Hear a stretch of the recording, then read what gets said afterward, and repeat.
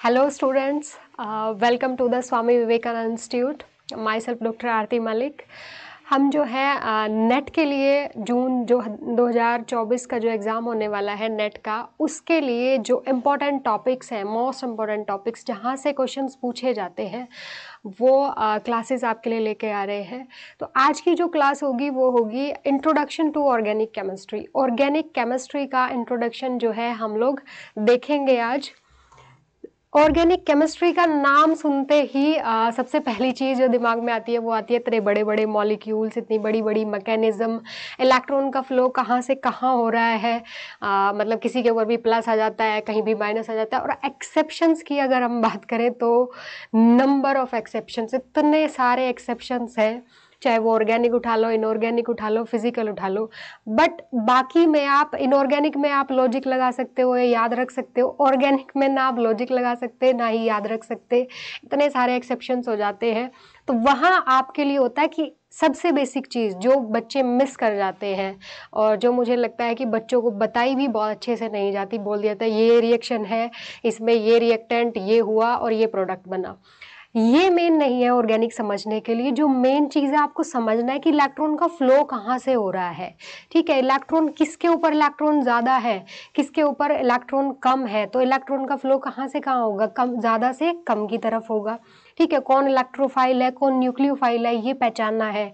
किसके पास इलेक्ट्रॉन ज़्यादा है पर वो डोनेट नहीं कर सकता, किसके पास इलेक्ट्रॉन की कमी है बट उसके पास एक्सेप्ट करने के लिए खाली ऑर्बिटल्स नहीं है। तो ये छोटी छोटी चीज़ें हैं, अगर ये आप समझोगे तभी आपको ऑर्गेनिक समझ आएगी। अदरवाइज वही रहेगा कि याद कर लो, 20-25 रिएक्शंस रट लो। तो ऑर्गेनिक केमिस्ट्री का डर भी इसीलिए बना रहता है क्योंकि मैकेनिज्म समझ नहीं आती, मैकेनिज्म भी याद करनी पड़ती है।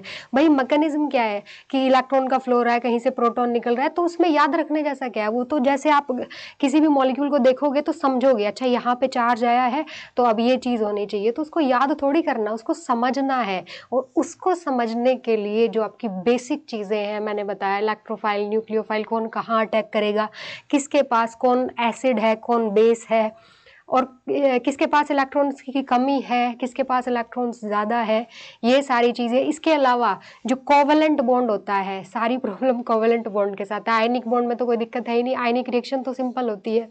ठीक है, डिफरेंट डिफरेंट आयन्स होते हैं, कैटायन एनायन के साथ जाएगा, बात खत्म हुई।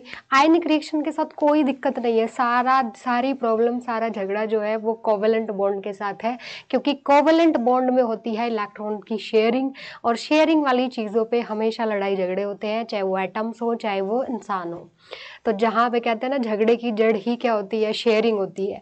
तो शेयरिंग वाले इलेक्ट्रॉन पे किसका हक ज़्यादा है ये समझना। कोई भी कोवेलेंट बॉन्ड अगर बना है, मेन आपको ये समझना है कि दो एटम के बीच में कोई बॉन्ड बना है, ए और बी के बीच में। अगर बॉन्ड बना है ए और ए के बीच में, दो सेम एटम के बीच में, तो कोई दिक्कत वाली बात नहीं है, इलेक्ट्रॉन पेयर बिल्कुल सेंटर में रहेगा। बट अगर ए और बी के बीच में बना है और बी का नेचर जो है थोड़ा सा कैसा है, अग्रेसिव है, थोड़ा सा लालची है, तो इलेक्ट्रॉन पेयर इसकी तरफ शिफ्ट होएगा, इसके ऊपर डेल नेगेटिव, इसके ऊपर डेल पॉजिटिव। तो अब बॉन्ड टूटने का तरीका अलग होगा जब दोनों का नेचर अलग अलग है। तो ये इलेक्ट्रॉन पेयर जो है किसकी तरफ शिफ्ट हुआ है, किसके ऊपर प्लस चार्ज आएगा, किसके ऊपर माइनस चार्ज आएगा, बस यही चीज़ें समझनी है। छोटी छोटी सी, बहुत कोई दिक्कत वाली बात नहीं है, बहुत बड़ी कोई चीज़ नहीं है। तो आज जो है ये छोटे छोटे कंसेप्ट जो होते हैं, ये जो आपको नहीं समझ आए होंगे कि वेव क्या होती है, ठीक है, जो वेव फंक्शन हम साई लिखते हैं वो क्या होता है, और ये जो हम वेव को ऐसे बना के ये लिखते हैं ये क्या चीज़ होती है। ऑर्बिटल जब हम बनाते हैं, पी ऑर्बिटल अगर मैं बनाऊँ, यहाँ प्लस यहाँ माइनस लिख देते हैं, इस प्लस माइनस का क्या मतलब है, क्या ये चार्ज है, या फिर प्लस का मतलब इलेक्ट्रॉन यहाँ पाया जाएगा यहाँ नहीं पाया जाएगा। नोड क्या होती है, नोड्स क्या होती है, नोडल रीजन क्या होते हैं, स्ट्रक्चर को कैसे प्रोडिक्ट करते हैं, हर एक छोटी छोटी चीज़ आज मैं डिटेल में, मतलब बहुत ज़्यादा डिटेल में तो नहीं, बट ऐसे डिस्कस करनी है कि आपको ऑर्गेनिक केमिस्ट्री के छोटे छोटे कंसेप्ट समझ आ जाए। क्योंकि इसके बाद आने वाली क्लासेस जो होंगी वो हम सिलेबस से स्टार्ट मैं करूँगी, पूरा जो है आपका ऑर्गेनिक केमिस्ट्री का। तो ऑर्गेनिक केमिस्ट्री हम स्टार्ट करने वाले हैं, तो इसलिए ज़रूरी है कि उसमें जो जो चीज़ें मैं आगे बोलूँगी वो आपको समझ आए। तो वो जो है हम सारे कंसेप्ट छोटे छोटे फटाफट समझेंगे एक एक करके। तो शुरू करते हैं। सबसे पहले सबसे पहले जो मैंने आपको चीज़ें बताई है, दो तरह के बॉन्ड्स बनते हैं। सबसे पहले एटम का थोड़ा समझ लेते हैं, क्योंकि एटम तो ऑर्गेनिक इनऑर्गेनिक हर जगह आता है। एटम क्या होता है ये मैं पहले भी समझा चुकी हूँ, बट स्टिल केमिस्ट्री जब हम पढ़ना शुरू करते हैं और एटम की बात ना हो तो फिर क्या ही केमिस्ट्री पढ़ रहे हैं। तो कोई भी मैटर जो आपके पास है, कोई भी चीज़, इस टाइम पे आपने जो मोबाइल हाथ में पकड़ा हुआ है वो, ठीक है, आपके पास अगर कोई कॉपी है, पेन है, जो कपड़े आपने पहने हुए हैं ठीक है, जो भी चीज़ें आप खाने में यूज़ कर रहे हैं, जो भी चीज़ें आप कॉस्मेटिक की यूज़ कर रहे हैं, हर एक चीज़ के अंदर आपको एटम जो है मिलेंगे। मतलब मैटर जो होता है वो किससे बना होता है? एटम से। मैटर का सबसे छोटा पार्ट वो होता है एटम। इसीलिए पूरी केमिस्ट्री जो है एटम के ऊपर है। एटम के बारे में हम पढ़ते हैं, एटम को समझने की कोशिश करते हैं। ओके, जैसे अभी देखिए ये जो है ये पॉलीमर है, तो पॉलीमर है तो इसके अंदर क्या होगा? कार्बन होगा, है ना। और जो है आपके कपड़े वगैरह जो बनते हैं उनमें भी कार्बन होगा। जैसे बाल है मेरे, इसके अंदर भी। तो सारे एलिमेंट्स, कार्बन, हाइड्रोजन, हमारी बॉडी जो किससे बनी हुई है? कार्बन भी है, हाइड्रोजन भी है, नाइट्रोजन भी है। ये स्किन जो बनती है प्रोटीन से, तो वो क्या है? नाइट्रोजन है, ऑक्सीजन है। इसके अलावा जो है मैग्नीशियम है, जिंक है, और तो ये सारे एलिमेंट्स जो है हमारे आसपास मिलते हैं, मैटर इन्हीं से मिलके बनते हैं। और एलिमेंट्स किससे बने होते हैं? वो बने होते हैं एटम से। तो एटम सबसे छोटी यूनिट है और एटम के ही ऊपर सारा कुछ डिपेंड करता है। तो एटम जो होते हैं आपस में रिएक्ट करते हैं दूसरे एटम के साथ, अपने सेम एटम के साथ, और फिर नए कंपाउंड, नए मॉलिक्यूल्स का फॉर्मेशन करते हैं। और ऐसे ही केमिस्ट्री कॉम्प्लिकेट होती चली जाती है। एटम तो बहुत सिंपल है, ऐसे हम बना देते हैं ऐसे कि ये न्यूक्लियस है और ऐसा गोल गोल एटम हम बना के दिखाते हैं, बट एग्जैक्ट स्ट्रक्चर ऐसी नहीं होती। कोई ऐसी बाउंड्री ना न्यूक्लियस की है, ना ही ये बाउंड्री होती है और ना ही ये बाउंड्री होती है। एग्जैक्ट स्ट्रक्चर ये आपको समझाने के लिए बनाया जाता है। एग्जैक्ट स्ट्रक्चर कुछ ऐसी होगी कि अंदर जो है प्रोटॉन और न्यूट्रॉन होंगे एक छोटे से सेंट्रल एरिया में, और इसके बाहर जो है इलेक्ट्रॉन्स घूमते रहते हैं। ठीक है, इलेक्ट्रॉन्स जो है इसके बाहर घूमते रहते हैं। तो इसको हम समझने के पर्पज से ऐसे बाउंड्री बना देते हैं, बट कोई बाउंड्री टाइप ऐसे नहीं होती है। ये चीज़ आपको समझनी है सबसे पहली बात। प्रोटॉन, न्यूट्रॉन, इलेक्ट्रॉन ये आप बेसिक बहुत पढ़ चुके हैं, तो इसके बारे में मुझे ज़्यादा बताने की ज़रूरत नहीं है। एटम जो स्टेबल रहता है, जो न्यूट्रल रहता है, उसका रीज़न है कि अंदर प्रोटॉन है पॉजिटिवली चार्ज, बाहर इलेक्ट्रॉन घूम रहे हैं नेगेटिवली चार्ज। तो ओवरऑल एटम जो होता है वो न्यूट्रल होता है। एटम में से अगर आप इलेक्ट्रॉन निकाल दोगे तो क्या बनेगा? कैटायन, क्योंकि प्रोटॉन ज्यादा हो जाएंगे, है ना। इलेक्ट्रॉन अगर एक निकल गया और तो प्रोटॉन जो है बढ़ गए, मतलब प्रोटॉन जो है डोमिनेट कर जाएगा प्लस चार्ज, तो इसलिए उसके ऊपर आ जाता है प्लस चार्ज, इसको हम कहते हैं कैटायन। और अगर आप इसमें एक इलेक्ट्रॉन डाल दोगे तो अब इलेक्ट्रॉन ज्यादा हो गए प्रोटॉन से, तो ओवरऑल जो है न्यूट्रल नहीं रहेगा एटम, अब बन जाएगा एनायन। ठीक है, अब एटम जो होते हैं वो बनाते हैं मॉलिक्यूल्स। जैसे कि आपने देखा कि 2 हाइड्रोजन और 1 ऑक्सीजन मिलके वाटर बनाते हैं। ठीक है, 3 हाइड्रोजन और 1 नाइट्रोजन मिलके अमोनिया बनाते हैं। 4 हाइड्रोजन और 1 कार्बन मिलके क्या बनाते हैं? CH4 बनाते हैं, मीथेन। तो इस तरीके से डिफरेंट एटम्स कंबाइन करके मॉलिक्यूल्स का फॉर्मेशन करते हैं। अब सबसे बड़ा क्वेश्चन यहाँ पे ये है कि एटम्स कंबाइन करते क्यों है, क्या रीजन है? भाई आप मतलब सिंगल हो, नॉर्मल, खुश हो, क्या दिक्कत है कंबाइन करने की? तो दिक्कत होती है ये स्टेबिलिटी। ठीक है, यहाँ पे आपको एक बेसिक चीज अपने दिमाग में याद रखना है, एनर्जी और स्टेबिलिटी। ये basic factors plus minus attract करते हैं, ये फैक्टर केमिस्ट्री में हर जगह लगेगा। अट्रैक्शन से एनर्जी रिलीज होती है तो ओवरऑल सिस्टम की एनर्जी डिक्रीज होती है। तो ये चीज भी आपको हमेशा याद रखनी है, ये बेसिक चीज है और यही अप्लाई होंगी हर जगह। ट्रस्ट कीजिए कि आपको भाषा दूसरी में समझाई जाएगी, पर बात यही होगी कि जहां पे भी कोई एटम या कोई मॉलिक्यूल या कोई सिस्टम पूरा मॉलिक्यूल का, कंपाउंड का ज्यादा स्टेबल होगा जिस भी स्टेट में, वो उसी को प्रेफर करेगा। अब उसके पीछे कंसेप्ट कुछ भी आप कह लो, साइंटिस्ट ने कोई भी कंसेप्ट उसको एक्सप्लेन करने के लिए दिया हो, पर फाइनल रीजन जो होता है वो स्टेबिलिटी होता है। अपनी एनर्जी को कम करना और स्टेबिलिटी गेन करना। तो एटम्स कंबाइन करते हैं स्टेबिलिटी गेन करने के लिए, और स्टेबिलिटी गेन कैसे करते हैं, आउटर मोस्ट में 8 इलेक्ट्रॉन कंप्लीट करके, जिसको हम कहते हैं ऑक्टेट रूल, जो हमने बिल्कुल बेसिक में हम पढ़ते हैं ऑक्टेट रूल। और ऑक्टेट रूल आया कहाँ से, ये आया था जब स्टडी की गई किसकी, जो आपकी नोबल गैसेस है। नोबल गैसेस कौन कौन सी हैं, हीलियम, नियॉन, आर्गन, क्रिप्टन, जीनन और रेडॉन। ठीक है, तो जब इन सारी गैसेस की स्टडी की गई, क्योंकि बाकी सारे एटम्स तो कंबाइन कर रहे थे, बट होता है ना कुछ लोग तो मतलब ज़्यादातर ह्यूमन बिहेवियर जैसे आप स्टडी करोगे सेम होता है, बट कुछ लोग एक्सेप्शन होते हैं, बहुत ही अलग, बहुत ही वियर्ड, तो उनके ऊपर आपका ध्यान एकदम से जाता है कि ये ऐसे क्यों है, उनके पीछे आप जानने की कोशिश करते हो ये चीज़ ऐसी क्यों है। सिंपल चीज़ों पर किसी का फोकस नहीं जाता, बट जो होती है एक्सेप्शन, जो होती है मतलब वियर्ड चीज़ें, उन पर सबका ध्यान जाता है। तो वैसे ही था कि बाकी सारे एटम तो कंबाइन कर रहे थे, hydrogen, nitrogen, oxygen, sodium, calcium, सब कुछ एक दूसरे के साथ, सबके ऑक्साइड्स मिल रहे थे, क्लोराइड्स मिल रहे थे, फ्लोराइड्स मिल रहे थे, बट इनका कुछ भी नहीं मिला। तो फिर साइंटिस्ट को लगा कि इनके साथ क्या प्रॉब्लम है, इनकी कहानी को समझने की ज़रूरत है। तो फिर इनकी कहानी को जब समझा गया तो समझ ये आया कि इनके आउटर मोस्ट में, हीलियम को छोड़ दो, हीलियम के आउटर मोस्ट में 2 इलेक्ट्रॉन होते हैं जिसको हम ड्यूप्लेट कहते हैं। ठीक है, ड्यूप्लेट स्टेट। बाकी सबके आउटर मोस्ट में 8-8 इलेक्ट्रॉन्स हैं। तो फिर ये समझ आया कि 8 इलेक्ट्रॉन कंप्लीट होते ही एटम स्टेबल हो जाता है। उसका जो तमन्ना है बस यही है कि आउटर मोस्ट में 8 इलेक्ट्रॉन कंप्लीट हो जाए।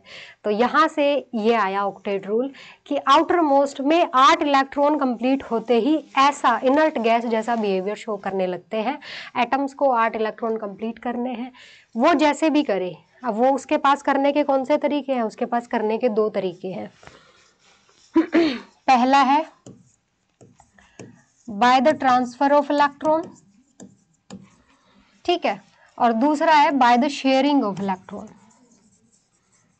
और इसी के बेस पे वैसे तो आप डिफरेंट टाइप के बॉन्ड्स पढ़ोगे, मेटेलिक बॉन्ड पढ़ोगे, है ना, और जो है आपका पोलर को नॉन पोलर बॉन्ड पढ़ोगे, बट ये तो अलग जाके चीजें होगी। जो मोटा मोटा जो है कि एटम मॉलिक्यूल का फॉर्मेशन करते क्यों है, 2 ही चीजें हैं, या तो इलेक्ट्रॉन का कंप्लीट ट्रांसफर होगा एक एटम से दूसरे पे, मतलब या तो इलेक्ट्रॉन एक्सेप्ट या डोनेट करेंगे, या फिर इलेक्ट्रॉन की शेयरिंग करेंगे। ये आपको 2 चीजें याद रखनी है।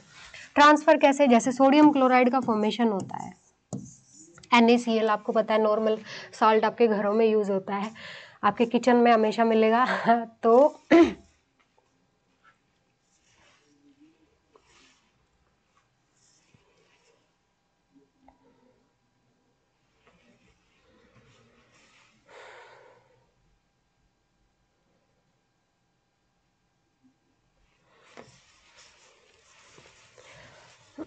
तो NaCl की हम ये बात कर रहे थे। सोडियम क्लोराइड जो है, सोडियम क्लोराइड जो होता है इसके अंदर क्या है, Na+ है और Cl- है। तो सोडियम की अगर हम बात करें, सोडियम का इलेक्ट्रॉनिक कॉन्फ़िगरेशन होता है क्या, 281, 11 एटॉमिक नंबर है। और इलेक्ट्रॉनिक कॉन्फ़िगरेशन जब हम लिखते हैं तो पहले 2 भरते हैं, फिर 8, फिर 8, फिर 2, इस तरीके से फिर 18 वापस भरे जाते हैं। तो इलेक्ट्रॉनिक कॉन्फ़िगरेशन की अगर मैं बात करूँ, ये बच्चों आपको बहुत अच्छे से समझना है, क्योंकि यही कुंडली है। किसी भी एटम के बारे में अगर आपको समझना है तो उसकी कुंडली है, उसका इलेक्ट्रॉनिक कॉन्फ़िगरेशन। इलेक्ट्रॉनिक कॉन्फ़िगरेशन क्या है, आउटर मोस्ट में कितने इलेक्ट्रॉन्स हैं, ये चीज़ें आपको समझनी है। तभी उसका नेचर आप प्रिडिक्ट कर पाओगे कि वो इलेक्ट्रॉन डोनेट करेगा, एक्सेप्ट करेगा या शेयर करेगा। तो इलेक्ट्रॉनिक कॉन्फ़िगरेशन कम से कम कैल्शियम तक तो वैसे 20 तक तो जो याद रखना है वैसे, और एक 3D सीरीज का स्कैंडियम से लेके जिंक तक।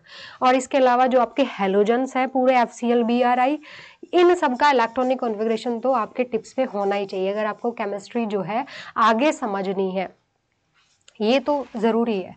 तो 281 इसका इलेक्ट्रॉनिक कॉन्फ़िगरेशन है। अब इसके पास अब आपने देखा है ना, कोई एक इलेक्ट्रॉन शेयर करता है, Na+ होता है, Mg2+ होता है, एल्यूमिनियम+3 होता है, क्यों, इसका क्या रीजन है भाई? कोई 2 इलेक्ट्रॉन डोनेट कर रहा है, कोई 3 कर रहा है, कोई 1 कर रहा है, कोई शेयर कर रहा है। तो समझने के लिए आपको थोड़ा डीप में जाना पड़ेगा, उस एलिमेंट को समझना पड़ेगा कि उस एलिमेंट का नेचर क्या है। तो नेचर किससे पता चलेगा, इलेक्ट्रॉनिक कॉन्फ़िगरेशन से। 281 आउटर मोस्ट में 1 इलेक्ट्रॉन है, और मैंने आपको बताया कि अभी अभी मैंने क्या बताया, तो मतलब साइंटिस्ट ने बताई है ये चीज़ कि अगर बाहर वाले ऑर्बिटल में 8 इलेक्ट्रॉन कंप्लीट हो जाए तो एटम हो जाएगा स्टेबल। अब यहाँ पे इसके पास दो तरीके हैं, या तो ये किसी से 7 इलेक्ट्रॉन ले ले या फिर अपना एक भी किसी को दे दे, है ना। दो ही तरीके से इसके पास 8 इलेक्ट्रॉन हो सकते हैं। अगर यहाँ 7 आ जाए तो भी 8 हो जाएंगे, अगर इस एक को निकाल दे तो भी क्या होगा, तो भी क्या हो जाएगा, यहाँ से इसके पास ये कॉन्फ़िगरेशन बचेगा, आउटर मोस्ट वाला शेल अब का इसका ये वाला हो जाएगा, तो भी स्टेबल हो जाएगा। अब 7 इलेक्ट्रॉन किसी से लेना तो बहुत डिफिकल्ट चीज़ है, प्रैक्टिकली इम्पॉसिबल है, क्योंकि आप जितने इलेक्ट्रॉन एक्सेप्ट करोगे आपके पास प्रोटॉन भी तो होने चाहिए उनको बैलेंस करने के लिए। प्रोटॉन भी एक हद तक बैलेंस कर सकता है। अगर 7 इलेक्ट्रॉन किसी से ले लेगा तो -7 चार्ज आ जाएगा, तो क्या ये उतना झेल पाएगा -7 चार्ज, क्योंकि बैलेंस भी होना चाहिए प्लस और माइनस के बीच में। थोड़ा बहुत ऊपर नीचे चलेगा कि थोड़ा बहुत प्रोटॉन, जैसे कि मैग्नीशियम है, मैग्नीशियम +2 के अंदर जो है 12 प्रोटॉन हो जाते हैं और 10 इलेक्ट्रॉन्स हो जाते हैं, थोड़ा बहुत डिफरेंस चलता है, पर -7 बहुत बड़ा चार्ज है, तो वो प्रैक्टिकली पॉसिबल नहीं है इसके लिए। बाकियों के लिए होता होगा, इसके लिए नहीं है। तो इसके लिए जो सबसे आसान रास्ता है स्टेबल होने का वो है कि ये अपना एक इलेक्ट्रॉन निकाल दे, जिसकी वजह से ये परेशान है, इसकी वजह से इसको ये निकाल देता है और ये कन्वर्ट हो जाता है Na+ में, कॉन्फ़िगरेशन 2,8, जिसको हम कहते हैं कैटायन। ठीक है, और न्यूट्रल एटम से जब कैटायन बनता है तो साइज छोटा हो जाता है, क्योंकि एक शेल ही कम्प्लीटली कम हो गई है ना। और दूसरा न्यूक्लियर चार्ज बढ़ जाता है, तो न्यूक्लियस, अब आपने एटम से एक इलेक्ट्रॉन निकाल दिया है, प्रोटॉन कितने हो गए हैं, प्रोटॉन तो 11 हैं, इलेक्ट्रॉन रह गए हैं 10, तो प्रोटॉन मतलब न्यूक्लियर चार्ज बढ़ गया है, तो बाकी बचे हुए इलेक्ट्रॉन को और कस के पकड़ लेगा कि कोई और ना छीन के ले जाए, तो साइज हो जाता है छोटा। जब एनायन बनता है तो साइज बढ़ जाता है, ये चीज़ भी याद रखनी है। तो ये कहानी हुई यहाँ से बना जो आपका Na+। अब Cl की बात करें, Cl का कॉन्फ़िगरेशन होता है 287, आउटर मोस्ट में 7 इलेक्ट्रॉन है क्लोरीन के, 8 पूरे करने हैं, वही है, या तो 7 डोनेट करे या तो किसी से एक एक्सेप्ट करे। 7 डोनेट करना तो इम्पॉसिबल है, 7 इलेक्ट्रॉन कोई कैसे डोनेट कर सकता है, आई मीन कर सकते हैं, अगर आप डी ब्लॉक में जाओगे तो वहाँ आपको +8 तक ऑक्सीडेशन स्टेट देखने को मिलेगी, पर वो उनका नेचर है, क्लोरीन का नेचर वैसा नहीं है।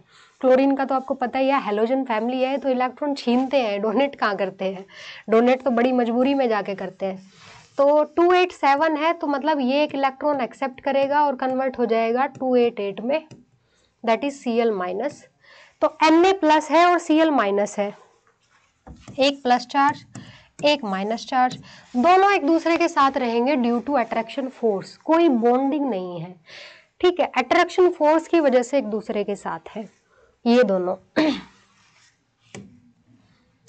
यहाँ पे कोई ओवरलैपिंग नहीं होती, बस अट्रैक्शन फोर्स की वजह से एक दूसरे के साथ होते हैं, इसी को हम इलेक्ट्रोवैलेंट बॉन्ड कह देते हैं। ये जो अट्रैक्शन फोर्स है इनके बीच का, इसी को कहते हैं इलेक्ट्रोवैलेंट बॉन्ड, और इस टाइप के कंपाउंड को इलेक्ट्रोवैलेंट या आयनिक कंपाउंड्स हम कहते हैं। और आयनिक कंपाउंड्स जो होते हैं, क्योंकि आयनिक फोर्स जो होता है बहुत स्ट्रॉन्ग होता है, तो आयनिक कंपाउंड्स के मेल्टिंग पॉइंट, बॉइलिंग पॉइंट जो होते हैं वो बहुत हाई होते हैं कोवेलेंट के कंपैरिजन में, ये चीज़ हुई। इसके बाद अब पहला तरीका तो ये हो गया इलेक्ट्रॉन शेयरिंग का, कोई एक एटम इलेक्ट्रॉन डोनेट करेगा और दूसरा एक्सेप्ट करेगा।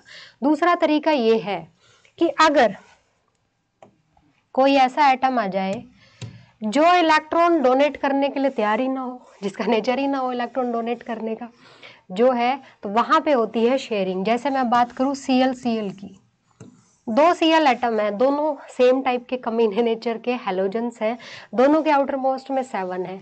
अब दोनों को एक एक इलेक्ट्रॉन चाहिए, पर डोनेट कौन करे, कोई भी नहीं करेगा, दोनों में से कोई भी तैयार नहीं है, तो यहाँ पे होती है शेयरिंग।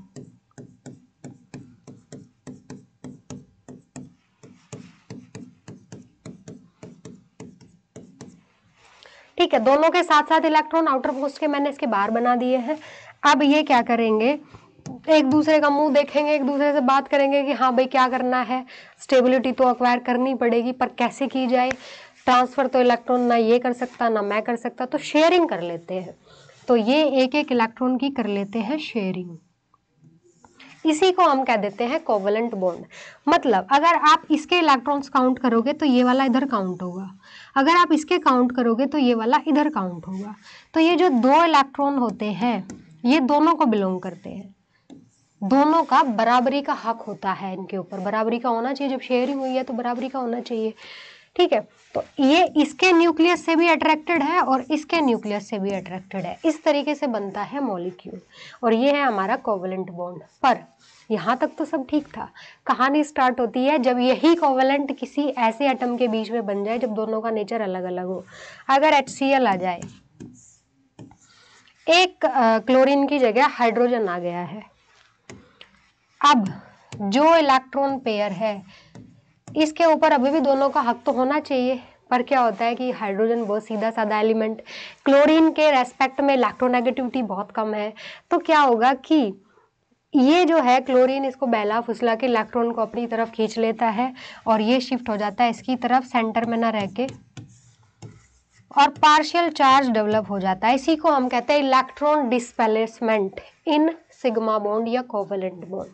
और ये जो इलेक्ट्रॉन डिस्प्लेसमेंट होते हैं इनमें आप अलग अलग तरह के इफेक्ट पढ़ते हो। इंडक्टिव इफेक्ट हो गया, ये जो मैंने अभी बताया ये इंडक्टिव इफेक्ट है, इलेक्ट्रॉन को सिग्मा के थ्रू खींचना। मेसोमेरिक इफेक्ट पढ़ोगे जब इलेक्ट्रॉन का डीलोकलाइजेशन होता है। इलेक्ट्रोमेरिक इफेक्ट पढ़ोगे तो ये सारे छोटे छोटे इफेक्ट्स होते हैं जो आगे जब बड़ी रिएक्शन आप करोगे वहां आपको इनका फायदा मिलेगा और वहां आप समझोगे इनसे चीजें कि क्या हो रहा है। तो ये है हमारा कोवेलेंट बॉन्ड की कहानी और यही है सारा। यहाँ कोई दिक्कत नहीं है, आयनिक वालों में कोई प्रॉब्लम नहीं है, आयन तो है प्लस माइनस चुपचाप, ठीक है, एक दूसरे के साथ बैठे हुए हैं। बाहर से अगर वाटर आएगा या कोई पोलर सॉल्वेंट आएगा तो क्या करेगा, इनके बीच के अट्रैक्शन फोर्स को तोड़ देगा, ये अलग अलग हो जाएंगे, इनके साथ कोई दिक्कत नहीं है। दिक्कत यहाँ है सारी, और सारी ऑर्गेनिक केमिस्ट्री में आपको यही चीजें मिलेंगी। यही समझना है कि कहाँ शिफ्ट हुआ है इलेक्ट्रॉन और कहाँ से कहाँ ट्रांसफर होगा, कौन सा बॉन्ड टूटेगा। अब जैसे ये इधर शिफ्ट हुआ है, इसके ऊपर डेल नेगेटिव, इसके ऊपर डेल पॉजिटिव। अब बॉन्ड जो है टूटा नहीं है पर दोनों के दिमाग में तोड़ने की बात आ चुकी है। तो अगर कोई तीसरा यहाँ पे मॉलिक्यूल, एटम, आयन कुछ भी आ जाए, हल्का सा भी प्रेशर लगाएगा तो ये बॉन्ड टूट जाएगा, ठीक है। तो वैसे ही टूटेगा, फिर नए कंपाउंड का फॉर्मेशन होगा और यही ऑर्गेनिक केमिस्ट्री है। तो ये थी जो हमने समझा कि एटम जो होते हैं वो कंबाइन क्यों होते हैं अपने सेम एटम के साथ या दूसरे एटम के साथ, मॉलिक्यूल का फॉर्मेशन क्यों करते हैं, ये हमने बेसिक चीज़ें देख ली हैं। अब स्टेप वाइज चलेंगे बिल्कुल। थोड़ा सा देख लेते हैं कि आइसोटोप्स क्या होते हैं, क्योंकि ऑर्गेनिक केमिस्ट्री में कई बार आपको आइसोटोप्स वाली लेबलिंग वाली रिएक्शंस भी मिलती हैं। तो आइसोटोप्स वो होते हैं, ये आपको पता भी होगा, कि जिनका एटॉमिक नंबर, जब भी कोई जो है एलिमेंट लिखा जाता है उसको हम ऐसे लिखते हैं, जैसे मैं कार्बन को लिखूं ऐसे लिखते हैं 612, ये नीचे वाला होता है एटॉमिक नंबर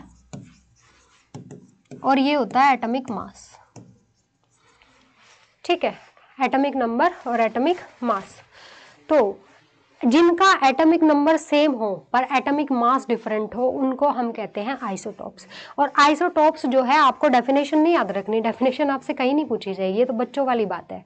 जिस एग्जाम की आप तैयारी कर रहे हो वहाँ आपसे बच्चों वाले क्वेश्चन नहीं पूछे जाते, बहुत हायर लेवल के क्वेश्चन पूछे जाते हैं।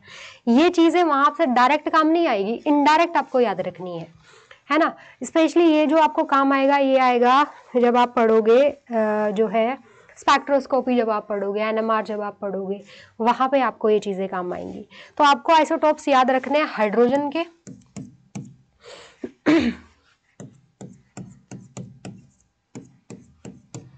हाइड्रोजन के, नाइट्रोजन के और कार्बन के, तीनों के आइसोटोप्स आपको याद रखने हैं। आगे जो जैसे जैसे इनकी जो प्रॉपर्टीज याद रखनी होगी वो भी मैं समझाऊंगी।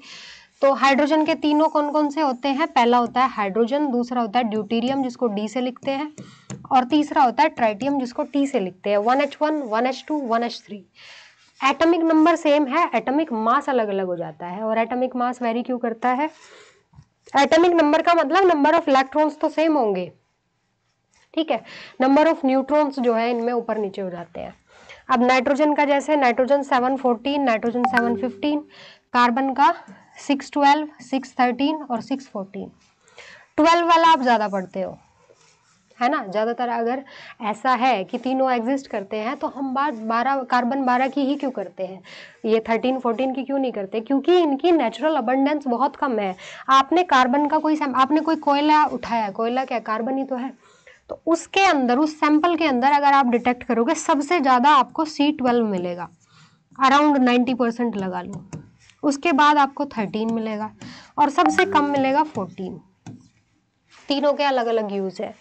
14 वाला कार्बन डेटिंग में यूज होता है। Carbon dating is a technique जिससे कि जिसका यूज किया जाता है एज डिटरमाइन करने में, पुरानी चीजों की, जैसे पुरानी कोई एंटीक चीज है, कोई लकड़ी है, कोई भी चीज ऐसी जिसके अंदर कार्बन प्रेजेंट है, कोई मतलब किसी का फॉसिल है, कुछ भी है, उसकी आपको वो 5000 6000 साल पुरानी है तो उसकी आपको डिटरमाइन करना है। ये बेसिकली यूज होती है आर्कियोलॉजिकल टेक्निक्स के अंदर, जब आप पुरानी चीजों को डिटरमाइन करने की कोशिश करते हो कि ये कब बनी होगी। तो कार्बन डेटिंग वो टेक्निक है जो यूज होती है एज डिटरमाइन करने में, ऐसी किसी भी चीज भी की जिसके अंदर कार्बन प्रेजेंट है, क्योंकि ये रेडियो एक्टिव होता है। और रेडियो एक्टिव चीजें आपको पता है क्या होती है? रेडियो एक्टिव वो चीजें होती है जिनमें से अपने आप से ही रेज निकलती रहती है, मतलब वो अपने आप ही डीके होती जाती है। तो इनका जो डीके होना वो होता है first order reaction, first order kinetics को फॉलो करता है और वहां से आप इनका टी हाफ निकाल सकते हो। टी हाफ मतलब हाफ लाइफ, यानी कि कितने टाइम में ये आधी रह गई होगी, तो उस तरीके से डिटरमाइन किया जाता है। ये यहाँ से भी क्वेश्चन पूछा जाता है, न्यूक्लियर केमिस्ट्री में यही से क्वेश्चन पूछा जाता है, first order reaction, T half वगैरह का। तो ये जब हम केमिकल काइनेटिक्स पढ़ेंगे तब हम ये देखेंगे। कार्बन 13 जो है वो यूज होता है एनएमआर में। आप में से कुछ लोग जो नेट का एग्जाम क्लियर करके आगे पीएचडी करेंगे, वो जब जो है रिसर्च करेंगे और वहाँ पे जब उनको एनएमआर कराना होगा, न्यूक्लियर मैग्नेटिक रेजोनेंस, एक स्पेक्ट्रोस्कोपिक टेक्निक है जो आपको पूरा फ्रेमवर्क बता देती है ऑर्गेनिक मॉलिक्यूल का, कि उसके अंदर जो है जैसे कार्बन वाली अलग होती है, कार्बन 13 एनएमआर होता है, प्रोटॉन एनएमआर होता है। तो कार्बन 13 जो है वो एनएमआर एक्टिव होता है, 12 एक्टिव नहीं होता। तो इसकी हेल्प से जो है जो कंपाउंड्स होते हैं उनकी स्ट्रक्चर डिटरमाइन करने में आपको बहुत हेल्प मिलेगी और इसको आप डायरेक्टली यूज भी करोगे। तो ये तीनों के यूज हुए, इन तीनों के आइसोटोप्स आपको याद रखने हैं। अब आती है बात वैलेंस इलेक्ट्रॉन की। वैलेंस इलेक्ट्रॉन बहुत इंपॉर्टेंट है। Valence electron, valency, oxidation state, ये ऐसी टर्म्स है जो आपको बेसिक उस पर्टिकुलर एटम के बारे में, उस पर्टिकुलर एलिमेंट के बारे में आइडिया देती है कि ये क्या कर सकता है। किसी भी चीज़ को समझना है ना तो उसके ऊपर पूरी रिसर्च करनी पड़ती है, उसकी कुछ प्रॉपर्टीज आपको पता होनी चाहिए। तो ये वही प्रॉपर्टी है, जैसे कि मैंने बताया आपको इलेक्ट्रॉनिक कॉन्फ़िगरेशन पता होना चाहिए। इलेक्ट्रॉनिक कॉन्फ़िगरेशन से आप बता पाओगे कि उसके आउटर मोस्ट में कितने इलेक्ट्रॉन है और उसकी वैलेंसी कितनी है। वैलेंसी होती है जितने की आउटर मोस्ट में इलेक्ट्रॉन्स हो, मतलब जितने कोई इलेक्ट्रॉन्स जो है डोनेट कर सकता है, एक्सेप्ट कर सकता है या बॉन्ड बना सकता है, यही चीज़ है। एग्जाम्पल से समझते हैं। एक क्वेश्चन मैंने यहाँ पे नोट किया हुआ है, तो ट्राई कीजिए कि कितने वैलेंस इलेक्ट्रॉन होंगे। बहुत ही सिंपल बच्चों वाला क्वेश्चन है, बहुत इजीली आप इसको कर सकते हो, इसमें कोई बड़ी चीज़ नहीं है। सोडियम है, कॉन्फ़िगरेशन 11, इसका एटॉमिक नंबर 11 को लिखते हैं 281, तो 1 हुई इसकी वैलेंसी। आउटर मोस्ट के इलेक्ट्रॉन्स यूजुअली वैलेंसी होती है, या फिर 8 कंप्लीट करने के लिए जितने इलेक्ट्रॉन चाहिए वो होती है वैलेंसी।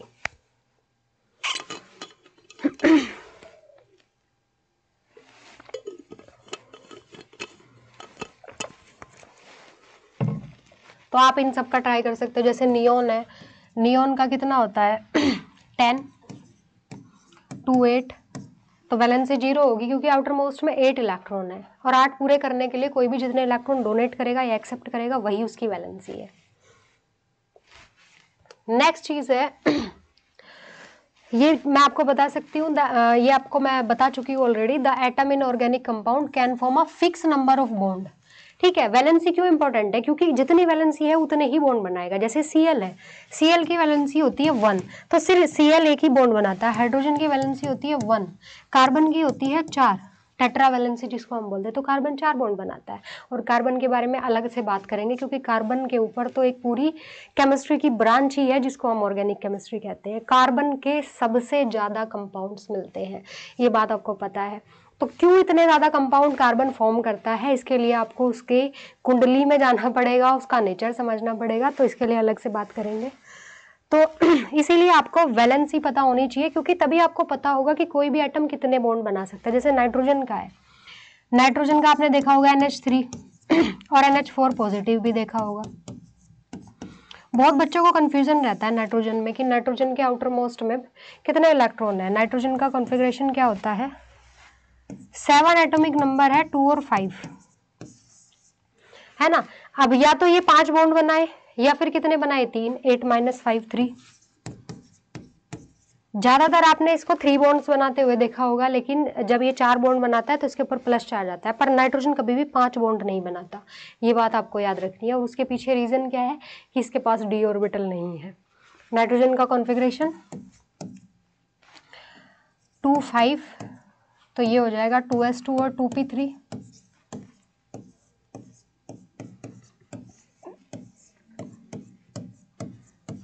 अब बॉन्ड बनाने के लिए ऑर्बिटल जो होना चाहिए एटम के पास वो हाफ फिल्ड होना चाहिए। फुल फिल्ड ऑर्बिटल से बॉन्ड अगर बनेगा तो वो कोऑर्डिनेट बॉन्ड बनेगा हमेशा।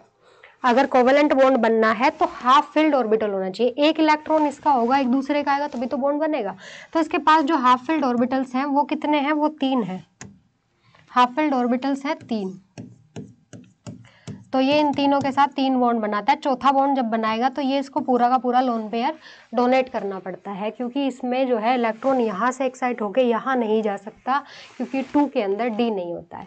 तो इसीलिए नाइट्रोजन हमेशा 3 या 4 बॉन्ड बनाएगा। 3 तो नॉर्मल है, उसके ऊपर लोन पेयर होगा, 3 बनाए हैं तो, और अगर 4 बनाए हैं तो प्लस चार्ज होगा, 5 कभी भी नहीं बनाएगा। अब कार्बन की बात करें तो कार्बन के आपको 3 तरीके के कंपाउंड जो है देखने को मिलेंगे on the basis of carbon carbon bond.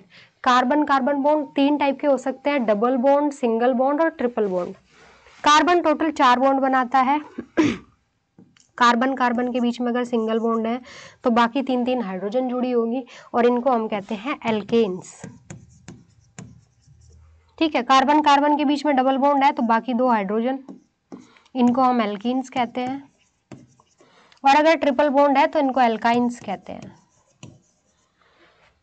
और तीनों का नेचर, तीनों में है कार्बन ही, कार्बन कार्बन के बीच में ही बॉन्ड है, पर तीनों में नेचर बहुत चेंज हो जाता है क्योंकि हाइब्रिडाइजेशन बदल गया है। पहले वाले में हाइब्रिडाइजेशन sp3 है, दूसरे वाले में sp2 है और इसमें sp है। तो अगर इलेक्ट्रोनेगेटिविटी की बात करें, कार्बन सेम है पर इस वाले कार्बन की इलेक्ट्रोनेगेटिविटी ज़्यादा होगी इसके रेस्पेक्ट में और इसकी और कम होगी। तो सबसे ज़्यादा इलेक्ट्रोनेगेटिविटी इसकी होती है, फिर इसकी। ये चीज़ें भी हम डिस्कस भी कर चुके हैं और आगे भी डिस्कस करेंगे डिटेल में। अब होता है कि आइसोमर्स क्या होते हैं। आइसोमेरिज्म एक पूरा चैप्टर है आपके उसमें, और चैप्टर तो है ही, इसके अलावा जब आप ऑर्गेनिक रिएक्शंस करेंगे वहाँ आइसोमेरिज्म बहुत हेल्पफुल होती है कि कौन सा प्रोडक्ट बनेगा, है ना। RS नोमेनक्लेचर आप पढ़ते हो तो पूरा चैप्टर है, वो मैं पूरा आपको कवर कराऊंगी। तो आइसोमर्स वो होते हैं जिनका मॉलिक्यूलर फॉर्मूला तो सेम हो बट उनकी स्ट्रक्चर अलग अलग हो, एटम का अरेंजमेंट अलग अलग हो। जैसे आपके सामने स्क्रीन पे एग्जांपल्स है, ये वाला एसीटोन और प्रोपाइलीन ऑक्साइड। यहाँ पे क्या है, कार्बन ऑक्सीजन हाइड्रोजन का नंबर सेम है, जितने कार्बन है हाइड्रोजन है उतने ही है दोनों में, बट यहाँ पे हो गया C डबल बॉन्ड और यहाँ पे बन गया आपका इपॉक्साइड रिंग, सेम इसके साथ है। तो इस टाइप के कंपाउंड्स को हम कहते हैं आइसोमर्स। इनकी प्रॉपर्टीज जो है डिफरेंट हो जाती है ना। सिर्फ मॉलिक्यूलर फॉर्मूला सेम है, एटम सेम है, बट उनके अरेंजमेंट की वजह से ही इनकी प्रॉपर्टीज डिफरेंट हो जाती है, तो इनको हम आइसोमर्स कहते हैं। नेक्स्ट है बहुत इंपॉर्टेंट चीज, tetrahedral shape of methane. Important क्यों है ये, क्योंकि कार्बन के इतने कंपाउंड्स आप पढ़ोगे, ऑर्गेनिक केमिस्ट्री है क्या, कार्बन के कंपाउंड्स की स्टडी ही तो है। जितने भी कार्बन के कंपाउंड्स हैं, चाहे वो एल्कीन है, एल्केन, एल्काइंस है, कार्बोक्सिलिक एसिड्स है, फिनोल्स है, या फिर आपके अल्कोहल्स है, ईथर्स है, और जो है आपकी एमीन्स है, तो जितने भी कंपाउंड्स हैं वो कार्बन के कंपाउंड की स्टडी है। तो कार्बन के कंपाउंड की स्टडी है तो कार्बन का नेचर भी तो समझना पड़ेगा। स्ट्रक्चर बहुत इंपॉर्टेंट है कि स्ट्रक्चर क्या होगी और एग्जैक्ट स्ट्रक्चर, कितना बॉन्ड एंगल होगा, कितनी बॉन्ड लेंथ होगी, कहाँ पे क्या होगा, ये चीज़ें बहुत ज़रूरी है समझनी।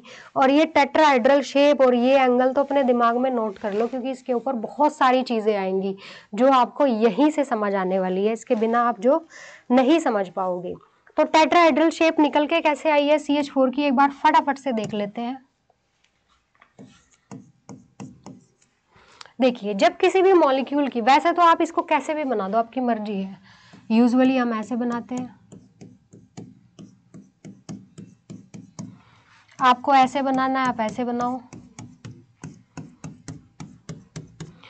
आपकी मर्जी है कि आप कैसे भी बनाओ, ठीक है। क्योंकि आपको नहीं पता कि कहाँ ये जो बॉन्ड है, 4 बॉन्ड है, 4 CH बॉन्ड है इसके अंदर, ये किस तरीके से लाई करेंगे ये आपको जब तक नहीं पता आप कैसे भी बनाओ, पर जिस दिन आपको ये बात पता चल गई कि टेट्राहेड्रल है फिर आप इसको ऐसे ही बनाओगे।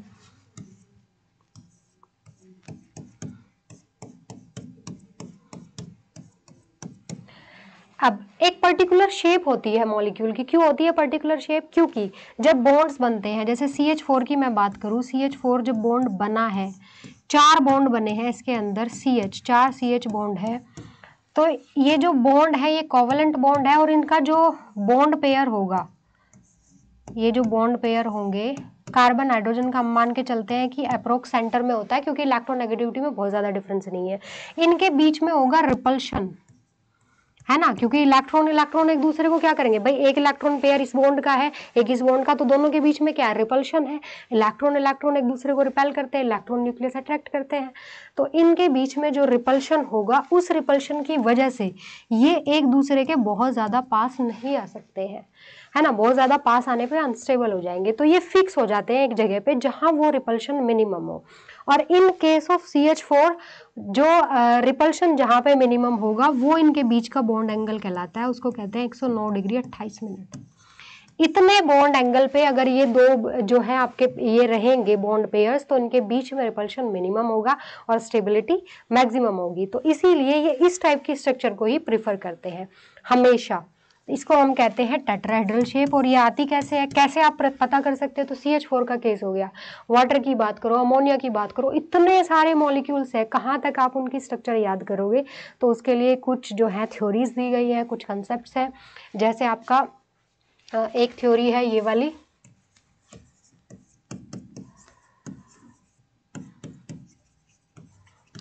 Valence shell electron pair repulsion theory.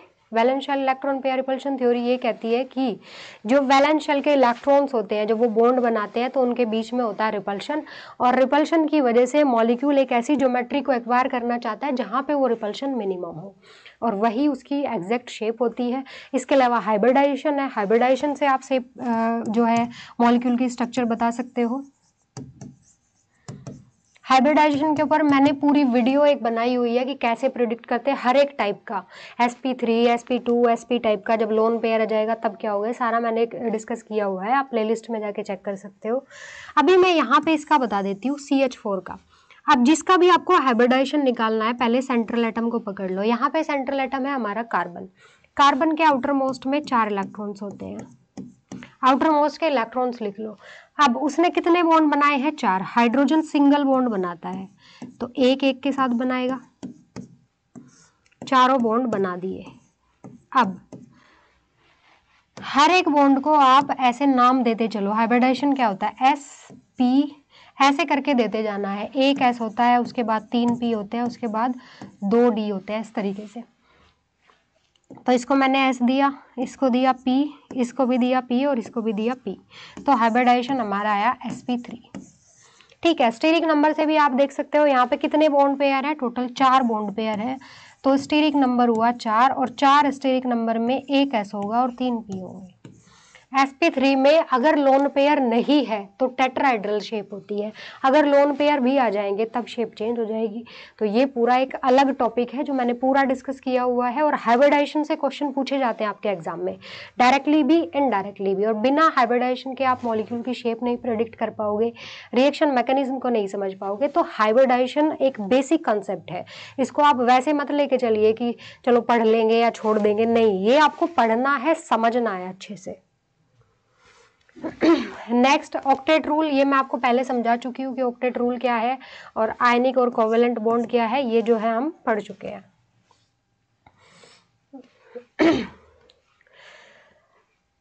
अगला आता है हमारा कोवेलेंट बॉन्ड और Lewis structure. Lewis dot structure बहुत इंपॉर्टेंट है, जो है लुईस डॉट स्ट्रक्चर बनानी आपको सीखनी पड़ेगी, क्योंकि फॉर्मल चार्ज वगैरह जब कैलकुलेशन का बात आती है तो वो आप वहीं से कैलकुलेट कर सकते हो, तो ये जो है आपको सीखनी है।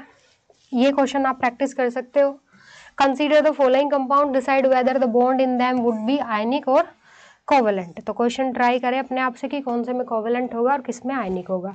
ये बेसिकली डिपेंड करता है इलेक्ट्रोनेगेटिविटी डिफरेंस के ऊपर। अगर इलेक्ट्रोनेगेटिविटी डिफरेंस बहुत ज़्यादा है तो आयनिक बॉन्ड बनता है, क्योंकि एक इलेक्ट्रॉन डोनेट कर देता है, दूसरा एक्सेप्ट कर लेता है। अगर डिफरेंस कम है तो कोवेलेंट बॉन्ड बनता है, जैसे सी और एच के बीच में।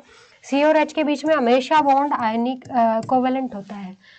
हमेशा नहीं कह सकते, क्योंकि अगर बात करो कोवेलेंट होता है, बट यूजुअली क्या होता है कि पोलर कोवेलेंट भी हो जाता है। वैसे हम इसको नॉन पोलर मान के चलते हैं, बट कभी कभी ये पोलर भी हो जाता है। जैसे एसिटाइलिन की मैं बात करूँ तो यहाँ पे नॉन पोलर बॉन्ड है, ऑलमोस्ट सेंटर में है, इलेक्ट्रॉन पेयर, किसी के ऊपर कोई चार्ज नहीं है, कार्बन के दिमाग में कोई वो नहीं है, कार्बन और हाइड्रोजन की इलेक्ट्रोनेगेटिविटी में डिफरेंस भी बहुत ज़्यादा नहीं है। पर यहाँ पे क्या हो जाता है, कार्बन है sp हाइब्रिडाइज्ड, तो s कैरेक्टर है 50% और s कैरेक्टर बढ़ने पे कार्बन की इलेक्ट्रोनेगेटिविटी बढ़ जाती है, क्योंकि जहाँ पे s कैरेक्टर ज़्यादा होगा, जब जो है ये इलेक्ट्रॉन पेयर अपने आप इसकी तरफ शिफ्ट हो जाएगा, क्योंकि न्यूक्लियस के यहाँ पे ज़्यादा स्टेबल है, तो इसके ऊपर नेगेटिव, इसके ऊपर प्लस आ जाता है। तो यहाँ पे बॉन्ड हो जाता है हमारा पोलर और यहाँ पे होता है नॉन पोलर। सेम बॉन्ड है, देख रहे हो ये चीज़, कार्बन और हाइड्रोजन के बीच में ही बॉन्ड है, सेम एलिमेंट्स है, बट यहाँ पे नेचर अलग है और यहाँ पे नेचर अलग है। तो यही है केमिस्ट्री, कि आपको सिर्फ उन दोनों की बात नहीं करनी, पड़ोस भी तो देखना है कि पड़ोस में क्या है, हाइब्रिडाइजेशन क्या है। कार्बन का तो आपको मेन हाइब्रिडाइजेशन ही देखना है, तभी आप उसका नेचर जो है प्रिडिक्ट कर पाओगे। नेक्स्ट जो है रेजोनेंस थ्योरी। रेजोनेंस बहुत इंपॉर्टेंट चीज़ है, ये आपको अच्छे से समझना आना चाहिए, और ये कंफ्यूजिंग भी बहुत है। बहुत लोगों को रेजोनेंस जो है ना तो इसकी एक्चुअल डेफिनेशन समझ आती है, ना ही ये समझ आता है कि ये किस तरीके से अप्लाई करना है।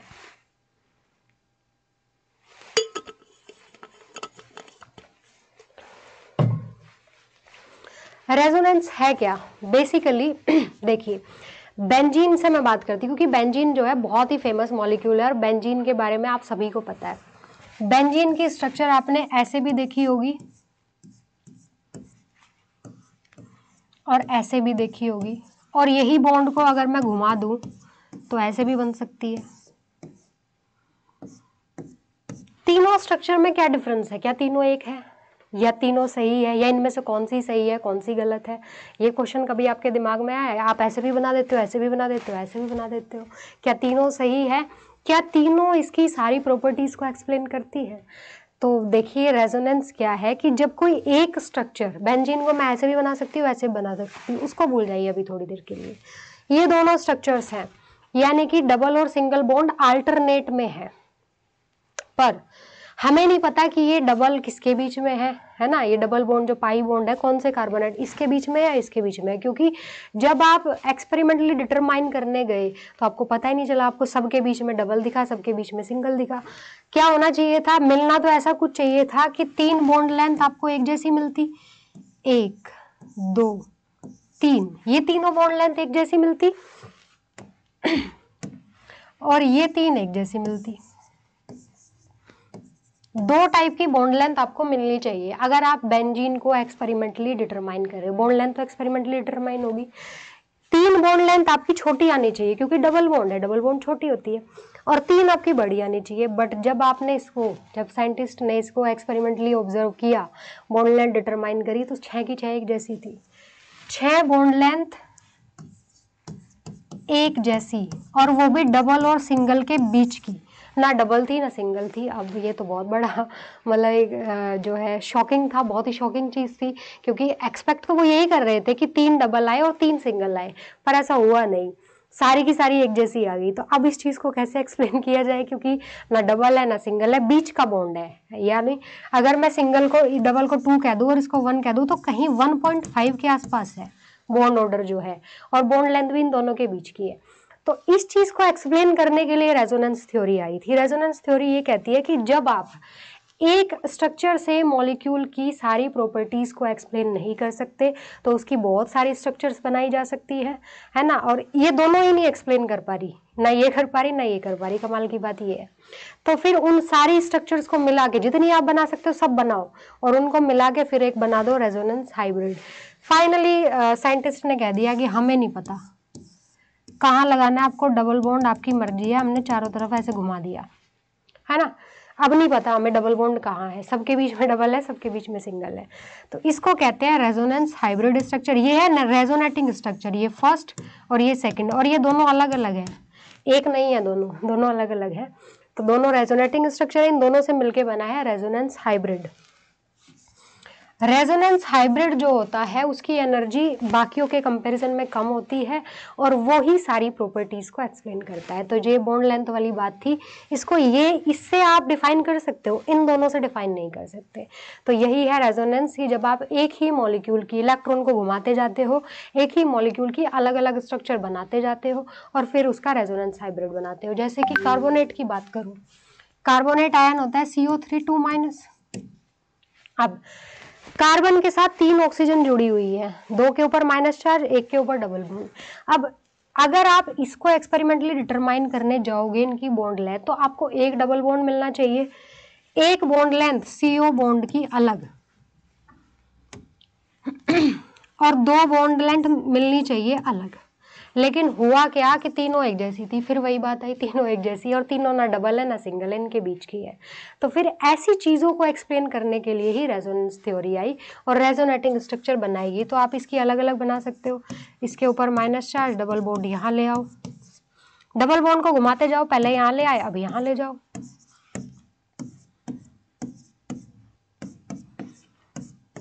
और फाइनली आप बना दो इसका रेजोनेंस हाइब्रिड। हमें नहीं पता किसके ऊपर डबल बॉन्ड है और किसके ऊपर चार्ज है, हमने ऐसे बना दिया और इसके सर पे 2 लगा दिए, या फिर ऐसे लिख दो यहाँ 1/3 -1/3 -1/3। ठीक है, तो ये होती है रेजोनेंस या रेजोनेटिंग स्ट्रक्चर या रेजोनेंस हाइब्रिड। काम कहाँ आएगा ये काम आएगा जब आप स्पेशली बेंजीन रिंग्स में, जैसे मैं लिखूं एनिलीन और एक मेरे पास है नॉर्मल एमीन।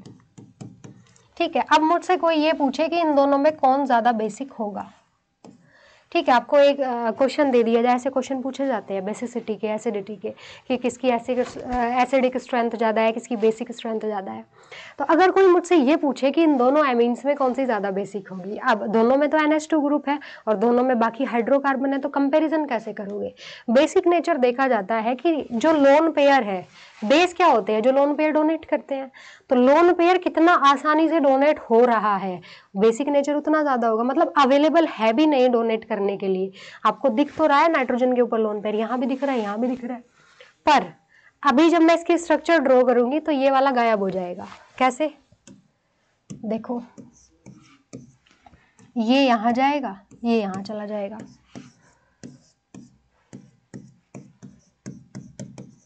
Plus minus.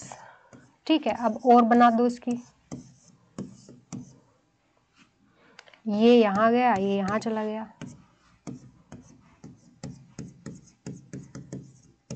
एक और बन जाएगी, ये वाला यहाँ गया, ये यहाँ गया।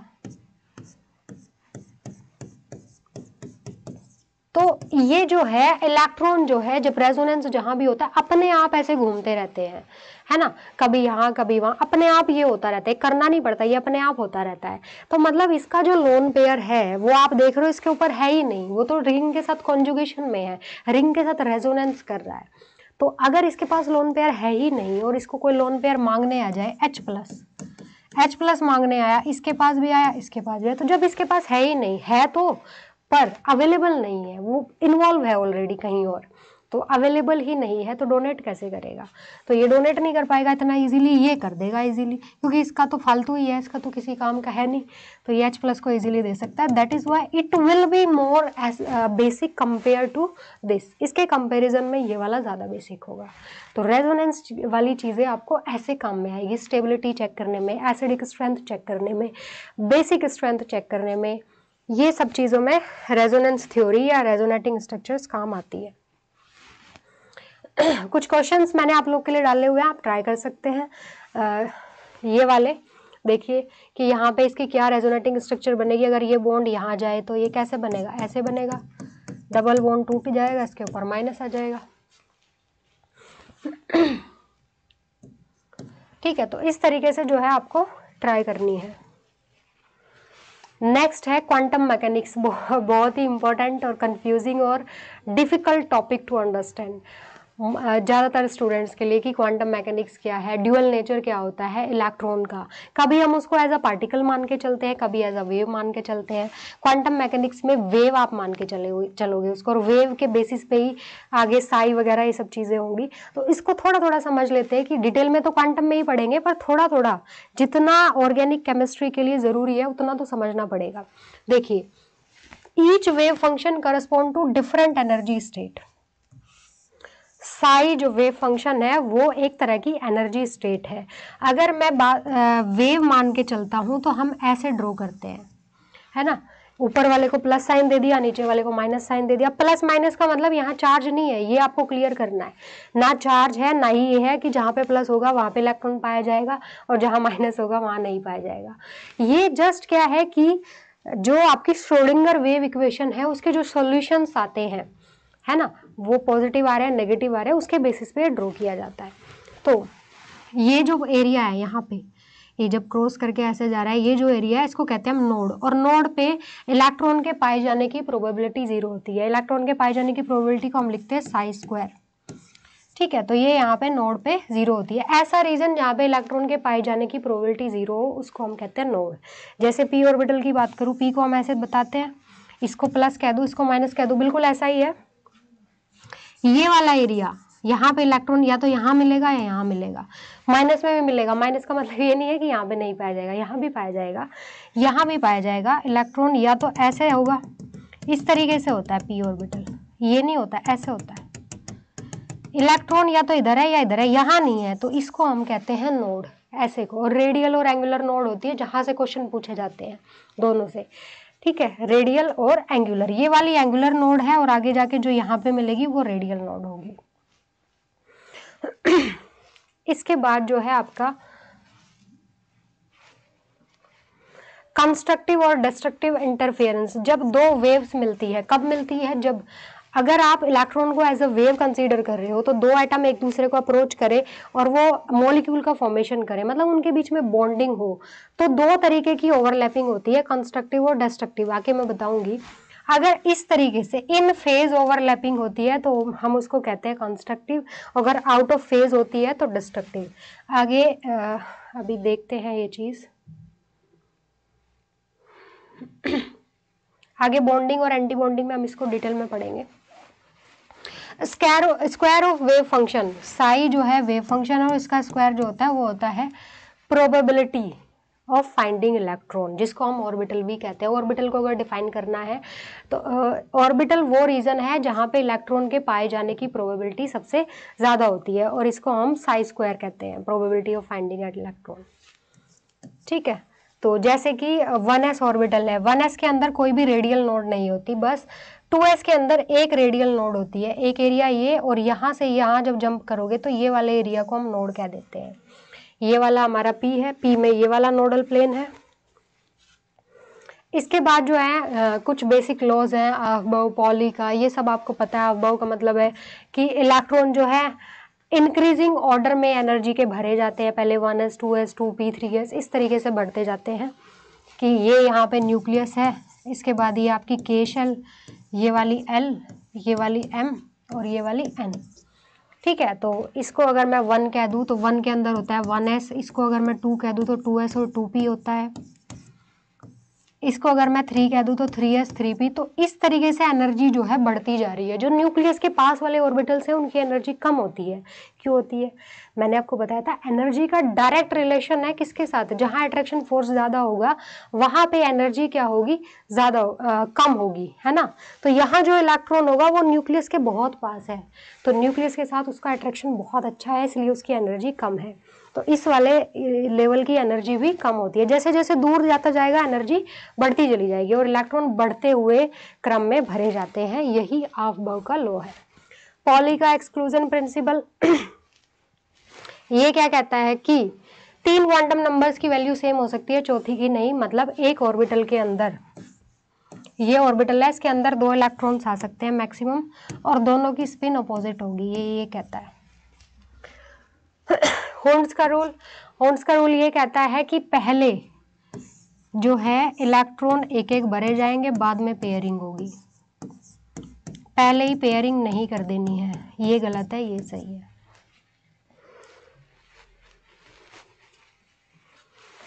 इसके बाद इलेक्ट्रॉनिक कॉन्फ़िगरेशन तो जो है आपको मैं बता चुकी हूँ कि आपको ये समझना बहुत ज़रूरी है, और इसके लिए कि कहाँ कितने इलेक्ट्रॉन भरे जाते हैं। जैसे पहले वाले में 2 आएंगे, फिर 8 आएंगे, फिर 8 आएंगे, ठीक है, फिर 18 इस तरीके से।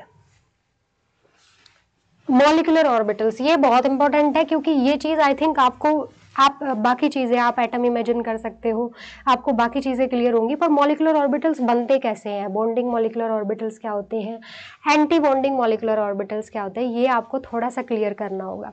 तो देखिए, जब 2 एटम एक दूसरे को अप्रोच कर, ये ग्राफ आपने बहुत बार देखा होगा, बट हो सकता है कुछ लोगों को नहीं समझ आया, तो इसको अच्छे से समझ लेते हैं। 2 हाइड्रोजन एटम है, हाइड्रोजन एटम का एग्जांपल लेके मैं चल रही हूँ।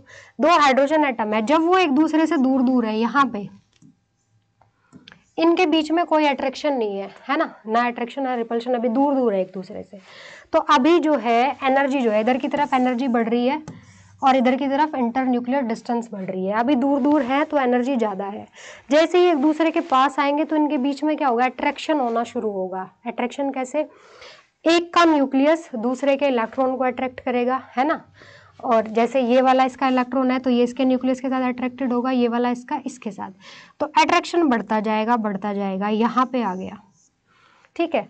तो जब ये एक दूसरे के उतना पास आ जाए कि अट्रैक्शन मैक्सिमम हो, तो वहां पे जो है बॉन्डिंग हो जाती है, और यही इसकी होती है बॉन्ड लेंथ। बट अगर और पास आप इसको लेके आओगे तो फिर रिपल्शन बढ़ना शुरू हो जाएगा। रिपल्शन किसके बीच में, 2 तरीके के फोर्सेस होते हैं, न्यूक्लियस और इलेक्ट्रॉन के बीच में अट्रैक्शन, और इलेक्ट्रॉन के बीच में रिपल्शन, और न्यूक्लियस के बीच में भी रिपल्शन। अभी तक अट्रैक्शन हो रहा था किसके बीच में, एक का न्यूक्लियस दूसरे का इलेक्ट्रॉन खींच रहा है अपनी तरफ, पास आ रहे हैं। अब इतना पास आ गया है कि न्यूक्लियस ने रिपेल करना शुरू कर दिया, प्लस प्लस चार्जेस क्या कर रहे हैं, रिपेल कर रहे हैं। तो यहाँ पे अब रिपल्शन बढ़ना शुरू हो जाएगा, तो फिर से एनर्जी बढ़नी स्टार्ट हो जाएगी। तो ये एक ऐसी, इसको हम इक्विलिब्रियम डिस्टेंस कहते हैं, एक ऐसे डिस्टेंस पे रहेंगे जहां अट्रैक्शन मैक्सिमम हो और रिपल्शन मिनिमम हो, वही होती है बॉन्ड लेंथ, और वही बनता है बॉन्ड। अब जो है इसके बाद हम पढ़ रहे थे पहले, जब आप कंसेप्ट पढ़ोगे, वीबीटी आपने पढ़ा होगा, valence bond theory. Valence bond theory ये कहती है कि किसी भी जब 2 एटम एक दूसरे को अप्रोच करते हैं तो क्या होता है, वैलेंस शेल के जो ऑर्बिटल्स होते हैं हाफ फिल्ड, वो बॉन्डिंग में पार्टिसिपेट करते हैं। उसने कहा था कि एटॉमिक ऑर्बिटल्स बॉन्डिंग में पार्टिसिपेट करते हैं, बट उसके बाद आई एमओ थ्योरी, क्योंकि वैलेंस बॉन्ड थ्योरी के कुछ क्या कह सकते हैं लिमिटेशंस थे, तो उन लिमिटेशंस को दूर करने के लिए आई कौन सी theory, MO theory, molecular orbital theory. और मॉलिक्यूलर ऑर्बिटल थ्योरी कहती है कि प्योर एटॉमिक ऑर्बिटल्स बॉन्डिंग में पार्टिसिपेट नहीं करते। हाइब्रिडाइजेशन भी यही कहता है कि प्योर एटॉमिक ऑर्बिटल्स पार्टिसिपेट नहीं करते, बट डिफरेंस ये है, हाइब्रिडाइजेशन कहता है कि पहले सारे ऑर्बिटल मिक्स होके हाइब्रिड ऑर्बिटल्स बनाते हैं, तब बॉन्डिंग होती है। और मॉलिक्यूलर ऑर्बिटल थ्योरी ये कहती है कि एटॉमिक ऑर्बिटल्स मिलके पहले मॉलिक्यूलर ऑर्बिटल्स बनाते हैं, और तब इलेक्ट्रॉन जो भरेंगे वो मॉलिक्यूलर ऑर्बिटल्स में भरेंगे, ना कि एटॉमिक ऑर्बिटल्स में। कैसे, देखिए क्या बनता है, मान लिया एक हाइड्रोजन का 1s है, ठीक है, एक हाइड्रोजन है हमारे पास, ये एक और हाइड्रोजन है दूसरा, और इन दोनों को मिलके H2 बनाना है ना। तो एक 1s इसका, एक 1s इसका, दोनों की एनर्जी सेम होगी क्योंकि दोनों सेम है। इसके पास भी 2 इलेक्ट्रॉन, इसके पास भी 1 इलेक्ट्रॉन है, इसके पास भी 1 इलेक्ट्रॉन है। अब सीधे सीधे ऐसा नहीं होगा कि इन दोनों के बीच में बॉन्डिंग हो जाए, पहले बनेंगे क्या, मॉलिक्यूलर ऑर्बिटल्स, दोनों से मिलके 2 ही नए ऑर्बिटल्स बनेंगे।